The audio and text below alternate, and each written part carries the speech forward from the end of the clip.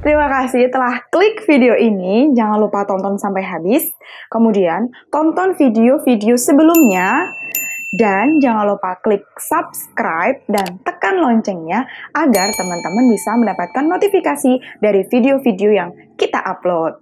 Dan jangan lupa pastinya jangan lupa like, share, komen, dan bagikan agar info-info yang bermanfaat bisa tersebar. Dan tentunya agar kita juga semangat untuk membuat konten-konten bermanfaat untuk teman-teman semua. Oke, jangan lupa. Hai, selamat datang lagi di channel YouTube APT Anggun. Hari ini aku mau bahas tentang tips trik persiapan ujian kompetensi apoteker Indonesia. Dan aku mau bocorin buku apa aja sih yang sering keluar di ujian kompetensi apoteker Indonesia. Oke. Jadi, ujian kompetensi apoteker Indonesia merupakan ujian yang sangat penting bagi calon apoteker ya. Karena ujian kompetensi apoteker itu merupakan exam yang mana teman-teman calon apoteker itu harus lulus ujian kompetensi apoteker Indonesia itu dulu baru bisa disumpah apoteker.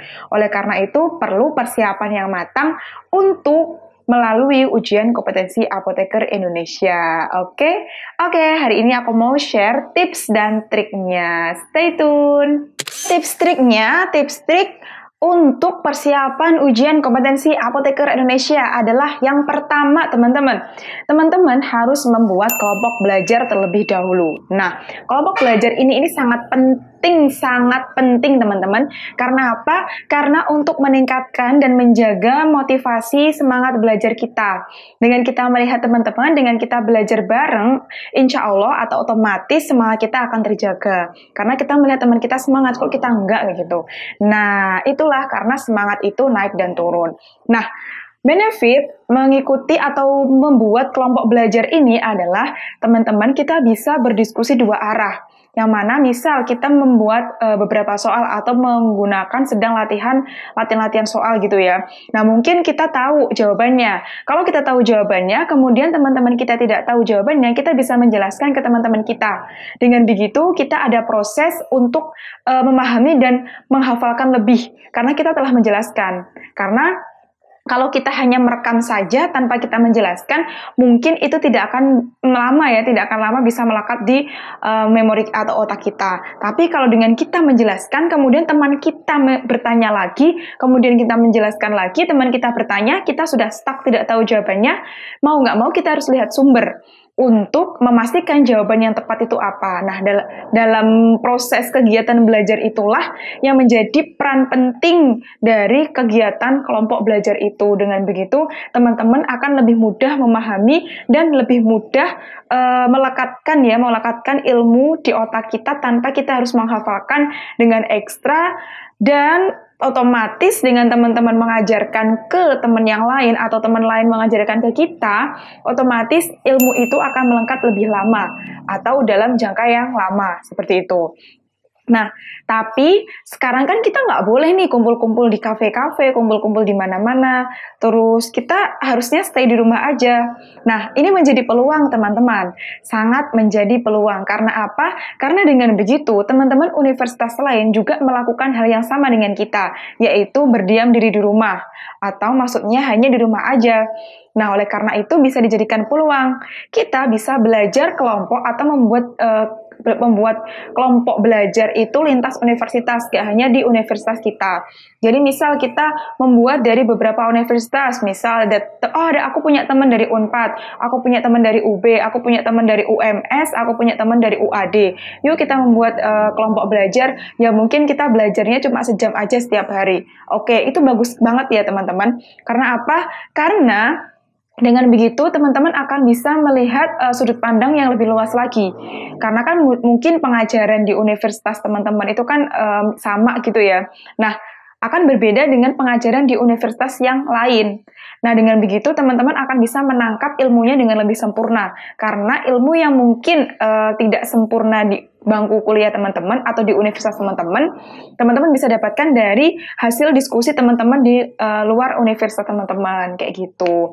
Nah, itu sangat-sangat membantu sekali teman-teman jika membuat kelompok belajar dari lintas universitas. Coba deh, dicoba aja. Mungkin awal-awal kita membuatnya kelompok belajar itu yang ringan-ringan aja. Mungkin kita mau bahas apa sih? Kita mau membahas planning dulu lah, kita ngobrol-ngobrol dulu lah, kayak gitu. Nah, hari selanjutnya kita udah menjadwal nih, ayo kita latihan soal nomor 1 sampai 10, kita bahas bareng-bareng, kayak gitu. Atau kalau mau membahas materi, ayo mungkin si A, nanti kamu presentasi ini ya, soalnya kamu lebih paham dibandingkan kita-kita. Si B, kamu presentasi ini ya besok, hari Selasa. Si A, hari Senin. Dengan begitu, teman-teman akan tertarget belajarnya dan otomatis teman-teman akan produktif di rumah. Dan jelas juga teman-teman sudah mempersiapkan ujian kompetensi apoteker Indonesia dari sekarang dan dari hal-hal yang kecil seperti itu. Gitu teman-teman. Jadi, mumpung di rumah aja, mumpung kita dikasih dapat bisa melampaui batas-batas, maka manfaatkan itu. Mumpung ada video conference yang gratis juga, kita manfaatkan untuk belajar, membuat kelompok bersama, belajar bersama secara online dengan teman satu universitas atau teman-teman di luar universitas dari kita. Dengan begitu, otomatis sudut pandang kita tentang pembelajaran itu lebih luas lagi, dan insya Allah ilmu yang kita dapatkan itu juga semakin berkah gitu. Dan satu hal lagi teman-teman yang perlu diperhatikan ya, jangan pelit ilmu. Karena apa? Ketika kita memberikan ilmu kepada teman-teman kita akan mendapatkan ilmu itu. Bukankah apabila kita memberikan suatu kebaikan, kebaikan itu akan kembali ke kita kan? Nah, bukan saatnya hari ini, esok, ataupun kapanpun kita untuk pelit ilmu. Jika teman-teman kita membutuhkan ilmu, maka apabila kita bisa menjelaskan, bisa memberikan, berikan aja. Karena semua kebaikan itu akan kembali pada diri kita sendiri. Yang kedua, teman-teman, tips yang kedua adalah teman-teman harus banyak-banyak latihan soal dan beli-beli buku-buku soal latihan ujian kompetensi apoteker Indonesia. Nah, di sini aku mau merekomendasikan 2 buku yang aku survei ke angkatan atasku, ke diriku sendiri, dan di bawahku. Ternyata dari 2 buku inilah yang sering keluar di ujian kompetensi apoteker Indonesia. Dan menurutku ini sangat-sangat membantu sekali kita untuk mempersiapkan ujian kompetensi apoteker Indonesia atau biasa disebut dengan UKAI. Oke, buku yang pertama adalah ini dia teman-teman, yaitu buku soal dan pembahasan UKAI 2019. Mungkin sekarang masih 2019 atau udah terbaru ya. Jadi ini penerbitnya EGC. Dulu aku beli asli. Teman-teman kalau beli buku asli ya, ini 80.000 harganya. Tapi ini worth it banget. Awalnya aku melihat bukunya tipis, tapi ternyata ketika aku pelajarin banyak banget soal-soal yang keluar dari buku ini. Ini teman-teman. Dan kata angkatan atasku juga memang buku-buku latihan-latihan soal di buku ini itu juga banyak yang keluar di UKAI-nya beliau-beliau. Dan di bawahku aku tanya buku mana sih yang latihan-latihan soalnya itu keluar di UKAI. Jawabannya mereka adalah rekomendasi pertama adalah ini ya teman-teman. Buku ini banyak banget membantu kita untuk belajar. Nah, tapi kita harus kita tidak, kan di sini ada jawaban, ada soal. Jadi pembahasan sama soal itu bersebelahan. Nah, teman-teman, untuk menunjang proses belajar teman-teman jangan langsung lihat pembahasannya. Tapi teman-teman lihat soalnya, kemudian teman-teman cari di sumbernya, sumber yang menjelaskan jawaban di soal ini tuh apa sih? Kemudian teman-teman baca. Karena buatan manusia tidak ada yang sempurna ya. Ada juga pembahasan-pembahasan yang mungkin masih ada yang error kayak gitu. Jadi teman-teman, kalau latihan soal, tipsnya adalah teman-teman harus mencari sumber yang proper atau mencari sumber utama teman-teman, sumber rujukan utama teman-teman. Misal kayak soal-soal klinis, teman-teman harus rujukannya adalah di Piro edisi ke-9 atau di Piro edisi ke-10 kayak gitu ya. Kemudian kalau yang industri mungkin teman-teman kalau formulasi atau eksipien ke bagian buku pharmaceutical and excipient itu atau buku-buku yang lain. Jadi teman-teman harus tahu sumbernya dari mana dulu gitu ya. Nah gitu. Kemudian rekomendasi buku yang kedua adalah Sebelumnya saya mohon maaf ya, ini saya belinya bukan nggak asli. Mohon maaf untuk penulis ya. Ya, yang kedua adalah Master UKAI nah teman-teman.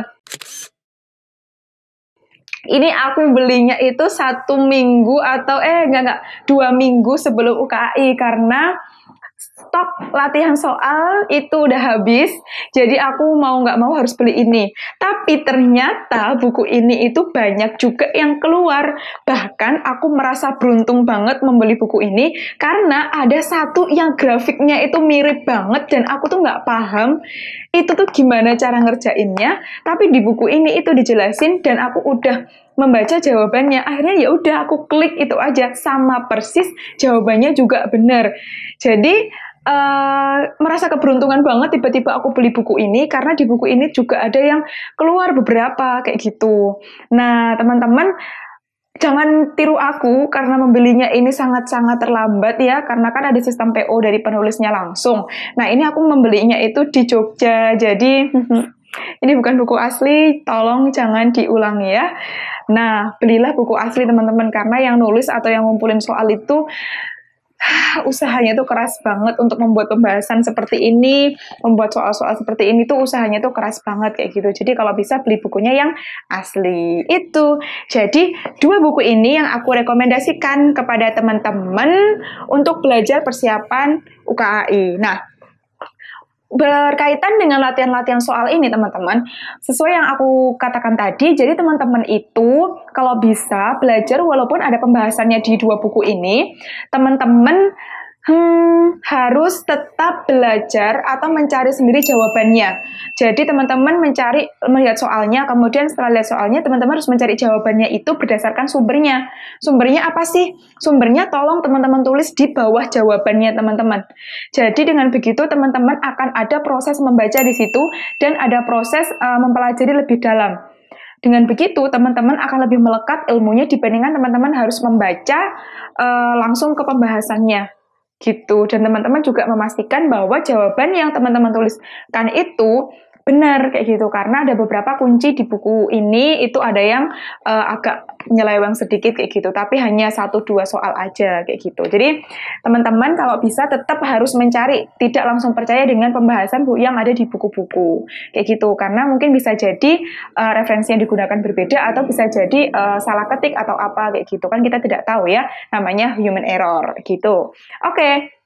2 buku yang aku rekomendasikan adalah 2 buku ini. Jadi Master UKAI ini kayaknya yang nulis dari UNER ya, kakak apoteker UNER. Kemudian kalau yang ini nggak tahu ini dari EGC, intinya kayak gitu. Nah, 2 buku ini itu yang aku rekomendasikan, dan sebagai bocoran teman-teman buat belajar UKAI karena banyak yang keluar. Ini 3 periode banyak yang keluar dari sini. Jadi teman-teman beli aja 2 buku ini. Dan Master UKAI ini kayaknya ini banyak banget sekarang edisinya ya. Ini aku belinya karena mepet banget. Jadi cuma beli buku 1 dan itu pun nggak asli. Mohon maaf. Di sini saya mohon maaf ya tidak bisa membeli buku aslinya karena PO-nya udah tutup dan sudah mepet juga gitu. Nah, untuk tentang belajar latihan-latihan soal ini, jangan lupa teman-teman, karena kemarin itu aku udah dibocori sama kakak tingkatku, kalau di buku ini tuh banyak yang keluar. Jadi H-1 aku sweeping lagi. Jadi sebelumnya itu jauh-jauh hari aku udah membahas soal-soal ini dengan teman-teman atau kelompok belajarku. Mana jawabannya salah, mana jawabannya benar. Kemudian di H-1 sebelum UKAI, aku sweeping lagi nih. Belajar aku baca cepet, aku skimming. Kayak gitu. Dan itu ternyata worth it banget. Di sini itu ada HLB. HLB ini keluar di UKAI-ku. Nah, aku awalnya itu nggak tahu cara mengerjakannya tuh kayak gimana. Udah hafalin aja jawabannya, intinya kayak gitu. Ternyata soalnya itu persis. Jadi ya itu adalah suatu keberuntungan mungkin ya. Jadi oleh karena itu aku merekomendasikan buku ini, dan H-1 teman-teman harus mereview atau skimming terlebih dahulu. Bisa jadi ada kayak suatu keberuntungan atau keajaiban tiba-tiba soal-soalnya mirip yang ada di sini. Kayak gitu. Jangan lupa beli buku asli gitu ya. Oke, selanjutnya tips yang ketiga adalah teman-teman harus setiap hari konsisten latihan 10 soal. Maksudnya, 5 soal pada pagi hari setelah teman-teman bangun tidur, 5 soal sebelum tidur. Nah, latihan 5 soalnya ini teman-teman nggak cuma latihan nyoret-nyoret, terus teman-teman lihat pembahasan coret, enggak teman-teman. Teman-teman di sini harus melihat sumber-sumbernya. Misal, ini ada soal ini, jawabannya aku nggak tahu. Jangan lihat pembahasan, tapi teman-teman cari sumbernya terlebih dahulu. Akses internet, akses jurnal, e-book seperti itu teman-teman gunakan dan teman-teman benar-benar pahami. Dengan begitu, walaupun nanti soalnya itu nggak mirip, tapi kalau teman-teman udah pernah baca, teman-teman udah bisa memahami, otomatis soal sesulit apapun teman-teman akan mudah mengerjakannya. Seperti itu. Jadi, untuk 3 tipsnya, tips yang pertama adalah membuat kelompok belajar, mumpung sekarang masih pandemi. Tips yang kedua, banyak-banyak latihan soal ya, banyak-banyak latihan soal, kemudian target latihan soalnya kayak gimana. Yang ketiga, target setiap hari mengerjakan 10 soal, gitu.